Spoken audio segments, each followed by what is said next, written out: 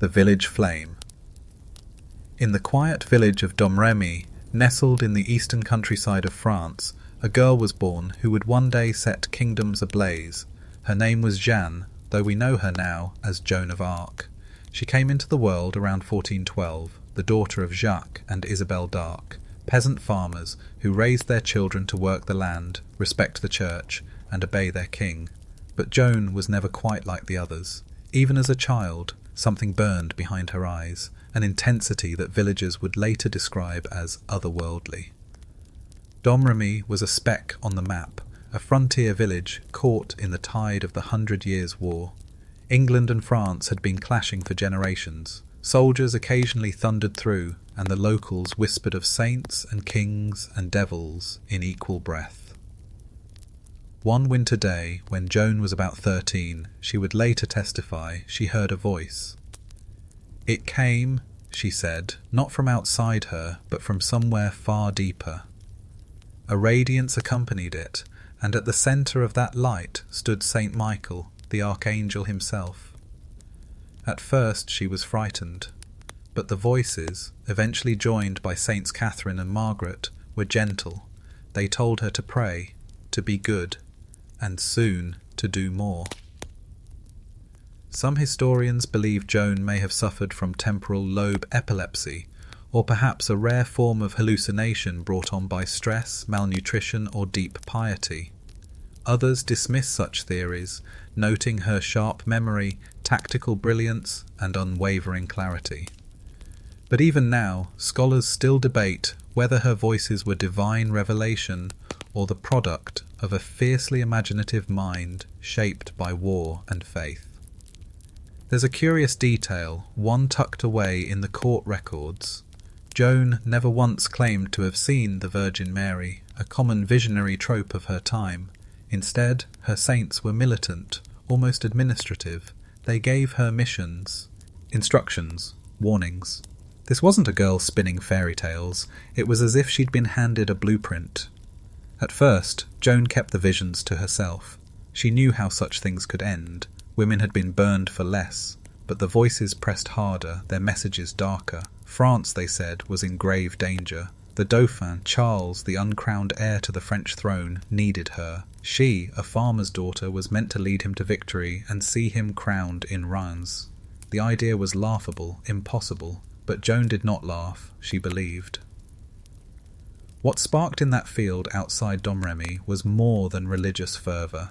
It was a sense of purpose so unshakable it would carry her through battlefields, betrayals, and a martyr's fire. In an age when women were barely allowed to speak in court, Joan would command armies. In a world where kings were born to rule, she would become the voice of God to one. And it all began here, in the mud of a forgotten village, where a teenage girl closed her eyes and listened. Visions and vows. By the time Joan turned 16, the voices no longer whispered, they demanded. The saints gave her a singular, astonishing command. She must go to Charles, the Dauphin of France, and help him reclaim his kingdom, not as a messenger, not as a bystander, as a warrior. This wasn't simply bold, it was madness by medieval standards. France in the early 15th century was fractured. The English occupied the north, the Burgundians, French allies of England, held sway in the east, and Charles, the rightful heir, was holed up in the south, doubted even by his own people. Many called him the so-called king. France had no queen, no real army, and no clear path forward. The thought that a teenage girl could alter the course of this chaos was absurd. But Joan was not absurd. She was insistent, solemn, and strangely persuasive. In 1428, she convinced a local noble, Robert de Baudricourt, to escort her to the royal court at Chinon. It wasn't easy. She'd already attempted to see him and been turned away. But Joan was relentless. She told Baudricourt that Charles would lose a key battle near Orléans if she didn't go. And when her prediction came true, people began to listen. Reluctantly, Baudricourt gave her a horse, a sword, and a small escort of men. Dressed as a boy to protect herself on the road, a disguise she would famously never abandon, Joan cut a strange figure. Slender, sharp-eyed, and deeply serious, she didn't flirt or boast or falter. She spoke in firm declarations. She didn't claim she wanted to fight, she said she must. Along the journey, people began to whisper. Maybe she was a prophet, or something even stranger. Arriving at Chinon in early 1429, she met Charles, not in a throne room, but in a test of faith. To see if she was truly sent by God, Charles hid among his courtiers in plain clothes. Joan walked in, scanned the crowd, and walked straight to him. She bowed low and greeted him as France's true king. It was a moment that would be recounted again and again, especially at her later trial, by both skeptics and believers. Scholars still debate whether Joan had prior intelligence about his appearance, or if it truly was a divine moment. Either way, it worked. What followed was unprecedented. Joan was examined by church officials for weeks. They wanted to know if she was a heretic, a witch, or simply mad. But her answers, sharp, confident, and theologically sound, confounded them. She couldn't read or write, but she spoke like someone who had studied doctrine for years. In a world where the church guarded knowledge like a fortress, that alone was unsettling. The Archbishop of Reims, a cautious man, declared her a faithful Catholic.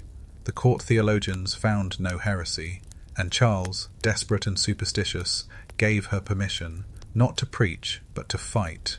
She would lead a small force to relieve the besieged city of Orleans. Before she left, Joan made a vow. She cut her hair short and swore a life of chastity. Not because she wished to live as a nun, but because she said it was what God required for her mission. It was her armour just as much as the metal plates she would soon wear. Her sword, by legend, was discovered behind the altar of a chapel in Sainte Catherine de Fierbois, rusted and buried. She had claimed it would be there before anyone looked. That quirky detail, predicting the sword, has puzzled researchers for centuries. Was it a well-timed guess, a plant by her followers, or another sign that Joan's mission defied rational explanation? In any case, the vow, the armour, and the visions would define her. She was no longer Joan from Domremy. She was now the maiden, and she was headed to war. Armour and audacity. Joan of Arc did not ease her way into military command. She marched into it as if summoned by prophecy. The sight of her in full armour was enough to unnerve both friend and foe. She wore white steel plate from neck to boot, carried a banner stitched with images of Christ and angels, and rode a war horse like she'd been born in the saddle. Yet she had never seen battle before. No combat training, no noble blood, no family crest, just voices in her head, and a will that bent hardened men to it. In the spring of 1429, she arrived near the besieged city of Orleans, one of the last French strongholds on the Loire River.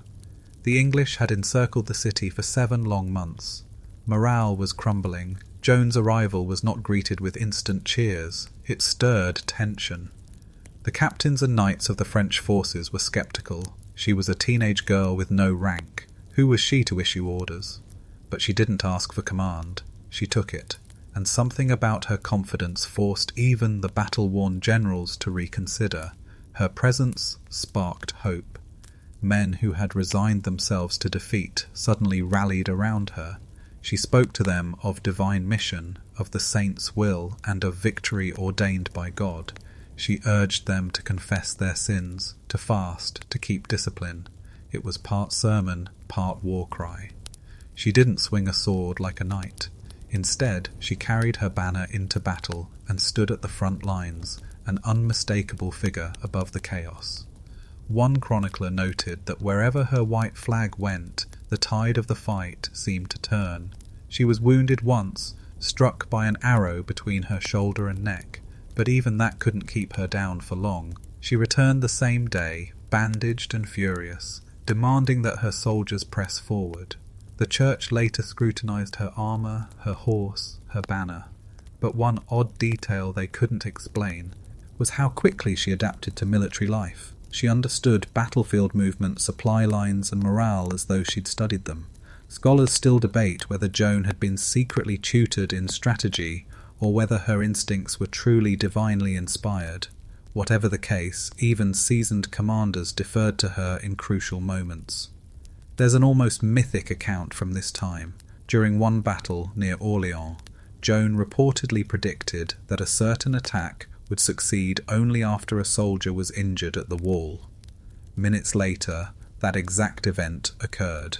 Was it coincidence, inspiration, or something stranger? And then came the pivotal moment. She led the French in a direct assault on the English fortifications at Les Tourelles, the stronghold at the heart of the siege. Her leadership was not just symbolic. When her men hesitated, she charged. When they faltered, she rallied them. One commander said afterward that she lifted the entire army with her sheer force of will. Orleans fell shortly after. The English, stunned and bleeding, retreated. The French had done what many thought impossible. Joan's name exploded across France. For the first time in years, peasants and nobles alike believed that God had not forsaken their nation. She wasn't just a warrior now. She was a symbol, a holy storm in human form. Her white armour, gleaming through clouds of smoke and ash, became an image seared into the minds of an entire generation. And she was just getting started. The Siege of Orleans. The battle for Orleans wasn't simply a military turning point. It was a moment when myth and reality collided. Before Joan's arrival, the city had been under siege for nearly half a year. The English controlled nearly all of its key access points, and French morale had withered into hopeless routine. Orleans was supposed to fall. Everyone expected it. Everyone, it seemed, except the girl in white armour.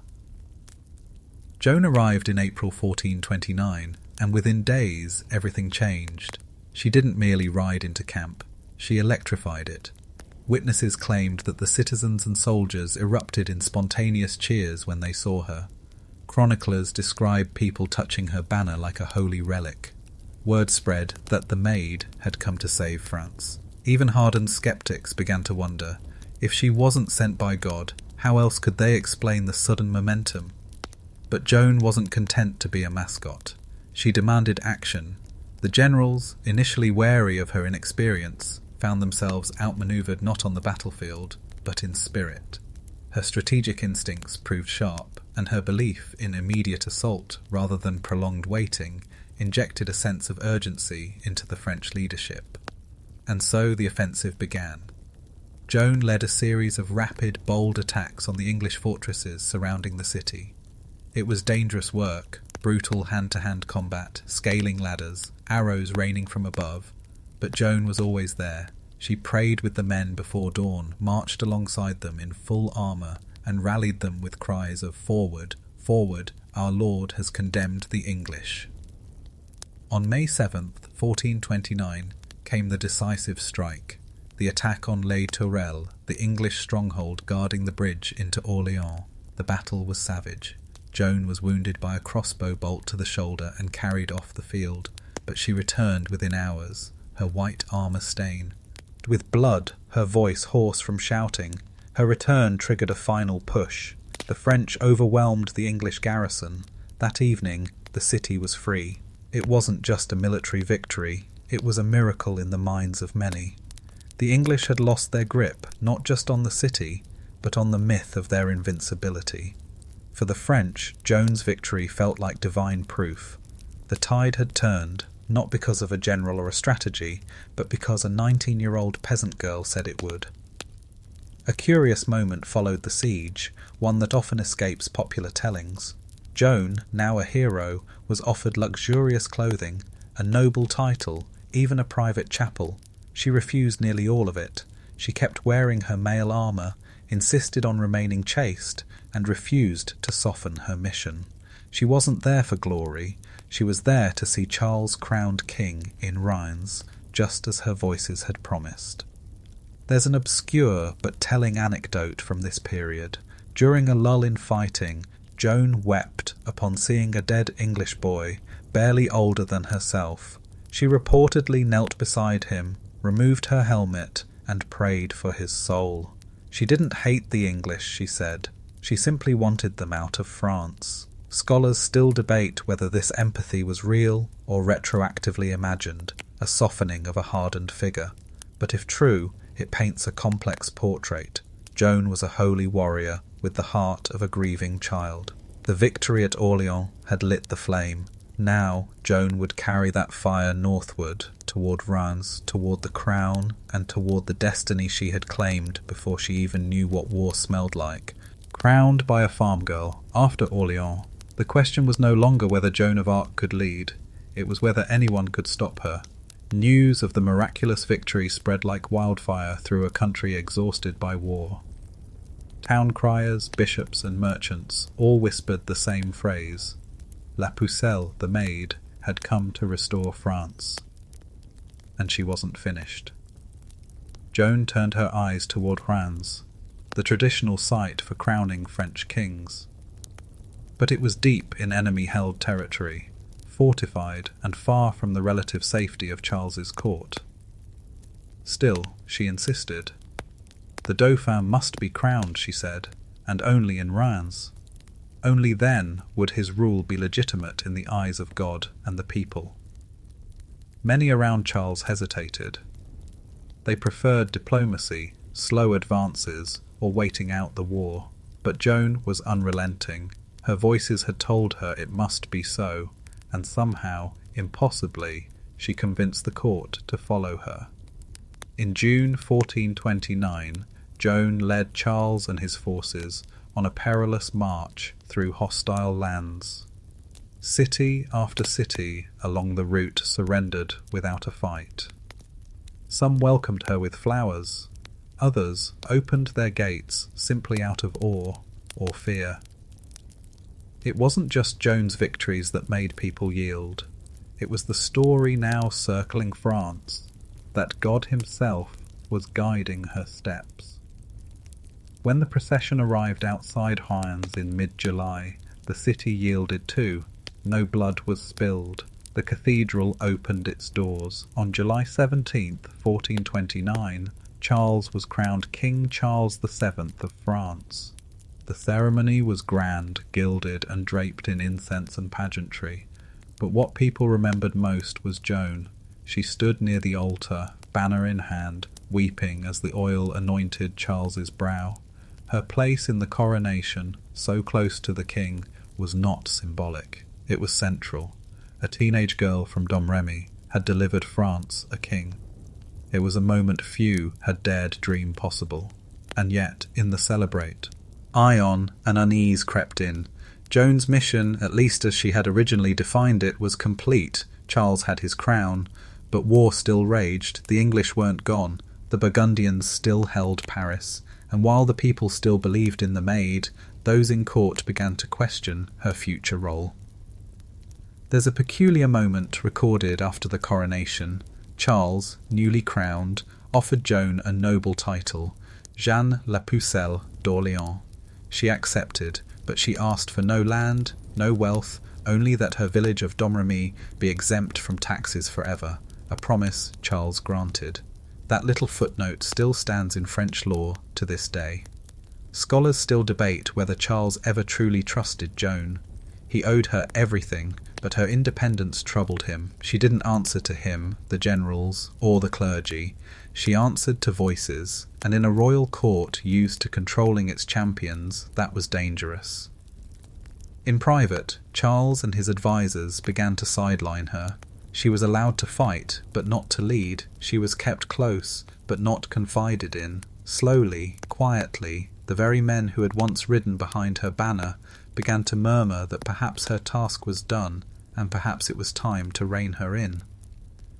But Joan wasn't finished. The coronation wasn't the end. She still had one goal left, one city that had eluded her, a prize too symbolic to ignore. Paris. Enemies in every corner.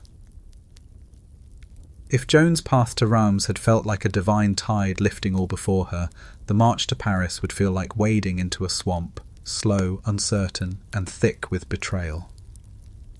After the coronation, Joan urged Charles to strike swiftly. Paris was vulnerable. The English and their Burgundian allies were in disarray. If they moved quickly, she believed they could seize the capital and shatter the enemy's morale. But Charles hesitated. His advisors pushed diplomacy, not swords, and in the soft light of royal power, they began to see Joan less as a miracle and more as a risk. Still, under mounting pressure from her and the public, Charles reluctantly allowed an offensive. Joan led the charge toward Paris in late summer of 1429, but this time things were different. Supplies were scarce, orders from the court were slow and confusing, reinforcements were delayed, and most damningly, many of the commanders no longer treated Joan as the divine leader they once had. She had become just another voice in a crowded war room. The attack on Paris failed. On September 8th, Joan led a frontal assault on the city's fortified gates. Crossbow bolts rained down, the defences were stronger than expected, and though she once again stood at the front, lifting her banner, shouting encouragement, she was shot in the leg and carried from the field. The retreat followed soon after. Charles, in a baffling move, called off further attacks. Paris remained under enemy control. That moment, bloody, public, and humiliating, marked a turning point. Joan had led men to miracles. Now she had led them to retreat. And though her resolve never wavered, her influence began to erode. Back at court, the whispers grew louder. Some accused her of overstepping. Others said she had been useful, but now threatened the careful diplomacy Charles hoped to maintain with the Burgundians. One faction then began to suggest that perhaps her voices had misled her, or worse, never came from heaven at all. Yet Joan did not stop. Stripped of royal backing, she gathered a small band of loyal followers and kept fighting, raiding supply lines, defending towns, pushing back wherever she could. She was not officially sanctioned, but neither was she outright banned. Her status drifted into an uncomfortable grey area.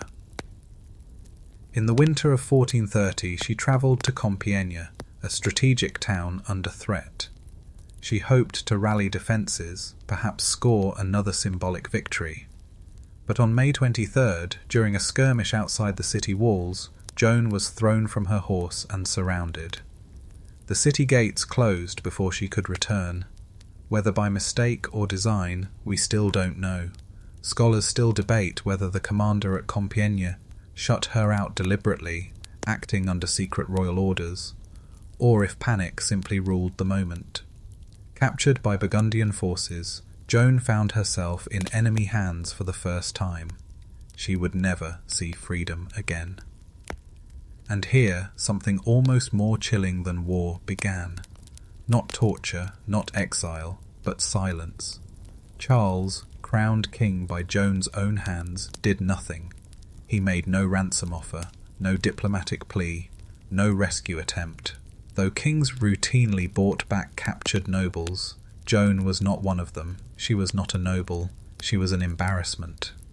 The Burgundians, sensing opportunity, sold her to the English for 10,000 livres, a bargain price for the woman who had once turned their empire on its head. There's an eerie detail here. While in captivity, Joan asked to be placed in the care of nuns or women, as was customary for female prisoners. The English refused. She was instead kept in a military cell, guarded by male soldiers, shackled by chains. She had not yet been tried, she had not been sentenced, but already her fate was moving out of her hands. The heretic's trial, Joan's prison cell, was cold, damp, and surrounded by iron. It wasn't just the walls that closed in, it was the machinery of the medieval church, readying itself to dismantle the girl it once could not stop. The trial of Joan of Arc, held in the city of Rouen in early 1431, would not be a trial in the modern sense. It was, from the start, a political performance draped in theology. The English, humiliated by Joan's victories, were determined not only to silence her, but to discredit everything she had stood for. If she could be proven a heretic, a blasphemer, a witch, then Charles VII's legitimacy would falter. After all, if the maid had been sent by the devil, then the king she crowned owed his throne not to God, but to sin. The trial was orchestrated by Pierre Cauchon, the Bishop of Beauvais, and a staunch English partisan. Cauchon, though technically a clergyman, had more to gain from politics than piety. He assembled a tribunal of some 40 men, judges, theologians, scribes, many of whom were already aligned with English interests. The goal was not justice, it was confession. Joan, just 19, stood alone. No legal counsel, no allies in court. She faced dozens of charges, wearing male clothing, claiming divine visions, leading men into battle, performing unnatural deeds for a woman, each accusation laced with religious venom. Yet under pressure, interrogation, and even threats of torture, she held her ground. The transcripts, miraculously preserved, give us her voice, direct, sharp, even sarcastic at times. When asked if she knew she was in God's grace, a question designed to trap her into heresy, she replied, "If I am not, may God put me there, and if I am, may God keep me there." It was an answer so precise that it left her inquisitors stunned. She may have been unlettered, but her instincts outpaced theirs. Throughout the weeks of testimony, Joan insisted on the truth of her voices. She named her saints again, Michael, Catherine, Margaret, and never once wavered from the story she had told at Chinon. She even demanded that the trial be moved to Rome under the Pope's authority. That request, of course, was denied. One of the most debated quirks of the trial involves her refusal to fully abandon her male clothing. The court obsessed over this detail, despite the larger questions of war, vision, and faith. She explained it was for protection, to avoid assault from male guards, yet the judges used it as a key justification for their verdict. Scholars still debate whether this focus on clothing masked a deeper anxiety about gender, power, and control. As the weeks dragged on, Joan grew weaker. Illness took its toll. She feared execution, feared the flames. At one moment, under pressure and likely exhaustion, she signed a statement recanting her visions. The church seized on it. She would not burn, they said, just lifelong imprisonment. Her head was shaved, her body placed in a dress. The story, it seemed, would end not with martyrdom, but silence. But Joan didn't stay silent. Days later, she took back her recantation. She said her voices had returned, stronger than ever. She resumed her men's clothes. Some said they were forced back on her. The tribunal now had what it needed: a relapsed heretic, a repeat offender. That, in the medieval church, meant one thing: burning. On May 30th, 1431, Joan of Arc was led through the streets of Rouen. She asked to hold a cross. One sympathetic priest fashioned one from broken wood and handed it to her. She clutched it tightly. At the stake, she asked for a proper crucifix to be held before her. As the flames rose, she cried the name of Jesus again and again. Witnesses later said that even her executioners wept, and when the fire finally died down, the English raked the ashes in Shuri. No relic could remain. Then they burned what was left again, until not even bone could be found. A death that wouldn't die. When the flames of Rouen faded into ash, Joan of Arc was dead, officially condemned, publicly destroyed. But her story refused to smoulder. It began to spread again, quietly at first, in whispers and fragments. She had been burned as a heretic, but in the villages of France, people called her a saint. Even among her enemies, something unsettling remained. The girl who had once led armies with nothing but a vision and a banner had not vanished. She had become something larger. In the years following her execution, the tides of war shifted once more. Charles VII, silent during Joan's captivity and death, retook Paris in 1436. The English, worn thin and weakened by political turmoil at home, began losing their grip on France. By 1453, the 100 Years' War was over. France had survived, and though many would avoid saying it aloud, the name Joan hovered over the victories, like a ghost in armour. Then something remarkable happened. In 1455, 24 years after her death, Charles ordered a posthumous retrial. It was both a political move and perhaps a twinge of conscience. The king, now securely in power, had reason to wash away the stain of Joan's execution. A formal investigation was launched, this time by church officials less beholden to the English crown. Dozens of witnesses testified, soldiers, townspeople, even some who had once accused her. They described her purity, her devotion, her military skill. They spoke of the coronation at Reims, of the miracles they believed they'd seen. In 1456, the church formally reversed its judgment. Joan was declared innocent, a martyr. The trial that had condemned her was labelled corrupt, biased, and politically motivated. Yet the myths had already outrun the correction. Joan became a symbol reborn in every generation. To Catholics, she was a saint in all but name, though formal canonization wouldn't come till 1920. To nationalists, she was the pure embodiment of France's soul, rural, faithful, and unbroken. Even revolutionaries later adopted her image, seeing in her a symbol of the people rising against tyranny. In 2 world wars, French soldiers marched with her likeness on their buttons and banners. A curious detail lingers in her iconography. Despite all the violence, she is rarely shown holding a sword. More often she bears a banner, her gaze lifted, her stance serene. Scholars still debate whether her sainthood was the culmination of her life or the rescue of a conscience. After all, the same church that burned her had later sanctified her. The same monarch who abandoned her had demanded her redemption.